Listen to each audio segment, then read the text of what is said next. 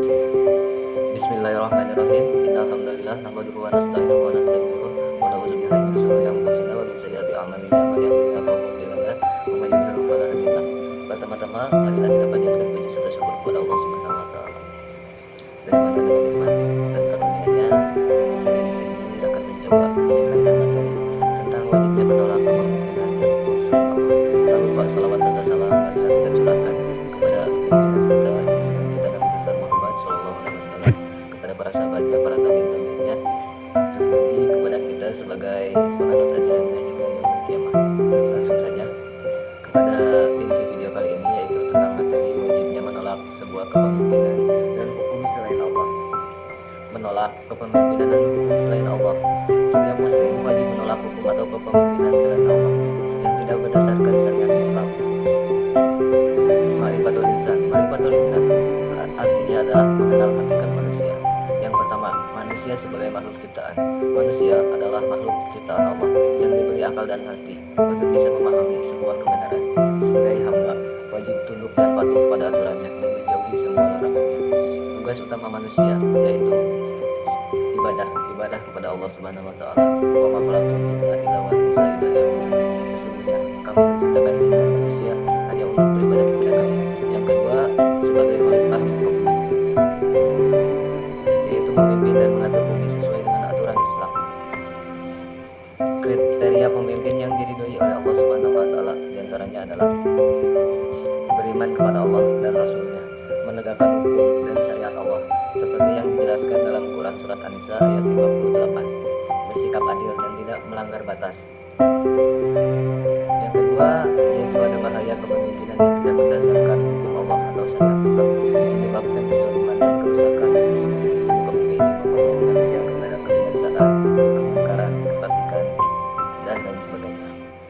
Dan Allah juga berfirman, barang siapa yang berpaling dari peringatanmu, maka sesungguhnya baginya kehidupan yang sempit.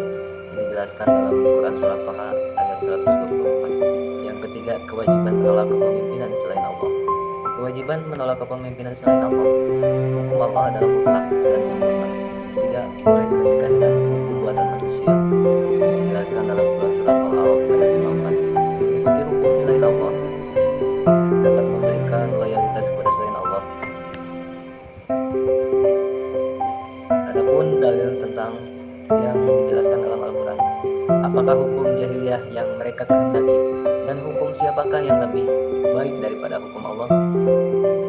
Bagi orang-orang yang yakin, dijelaskan dalam Quran surat Al-Maidah ayat 50. Ayat ini menunjukkan bahwa hukum Allah adalah hukum yang terbaik, dan menolak hukum Allah berarti memilih kebodohan dan kesesatan yang nyata.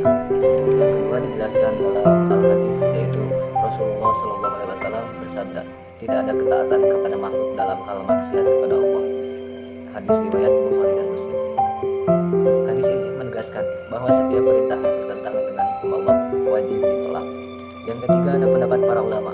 Ibnu Katsir menjelaskan bahwa memutuskan perkara dengan hukum selain Allah adalah dosa yang besar dan dapat mengarah kepada kekufuran.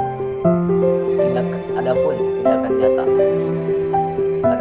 nyata yang dapat menolak kepemimpinan hukum selain Allah, di antaranya adalah yang pertama, kita dapat berpegang teguh kepada Al-Quran dan Sunnah, memastikan semua aspek kehidupan yang kita alami, yang kita jalani sesuai dengan syariat dan ketentuan Islam.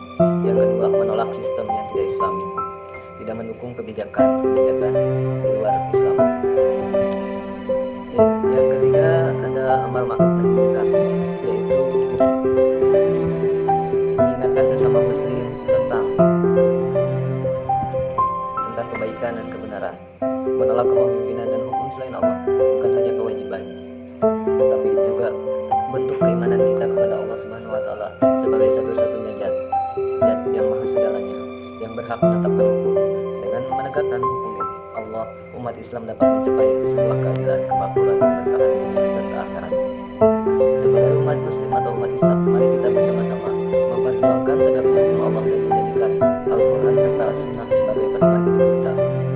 Dan Allah berfirman, barang siapa yang taat pada Allah dan Rasulnya, maka mereka akan bersama-sama dengan orang-orang yang dianugerahi